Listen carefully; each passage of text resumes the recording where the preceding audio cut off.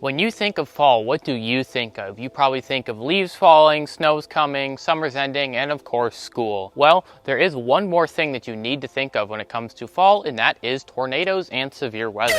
What? Isn't that a spring thing? No, it's actually not. Many different things that occur during fall will lead to an uptick in severe weather and tornadoes, and this is what we refer to as the second season. The first of these things is the changing temperatures. As it gets colder, cold and warm air will be more likely to interact. What happens when cold and warm air interact? They create storms. And in the fall, these storms are especially keen on rotating due to a bunch of other atmospheric details that we'll go over a little bit later. And this is not the only thing that you need to be thinking about when it comes to these temperature changes. Besides the temperatures on the surface, the temperatures in the atmosphere are also more different. It's going to be colder behind cold fronts and warmer in front of them. To very much simplify it, the colder the cold and the warmer the warm, the stronger the thunderstorms will be. Now that's a very not scientific way to describe it, but it's reasonably true. Another thing we need to talk about are the jet streams. The northern polar jet stream towards the end of summer is normally in a phase of what we call zonal flow. Zonal flow is when it is flowing in a straight line across the upper portions of the United States. Well, as we're going into winter, there are going to be more troughs and dips. More troughs and dips means more potential energy along these fronts, and there will be more storms along them. Taking a look at this system that we have over the next couple of days, we can see there's a nice large trough, and this is a very normal fall trough, and we're going to see a lot more of those. This one is not that significant and it's not that strong, but on average there are 2 to 3 strong troughs that will go through during the transitional phase between summer and winter. Taking a look at these graphics here from the Storm Prediction Center, these are the climatological data about where we're most likely to see tornadoes during the fall season. In the spring, we're most likely to see tornadoes in this very confined front here along the Oklahoma area, and in the winter it transitions to be a much more spread out and more across the country, and that's because all of these strong troughs, they're crazy, they're wonky, they don't know what the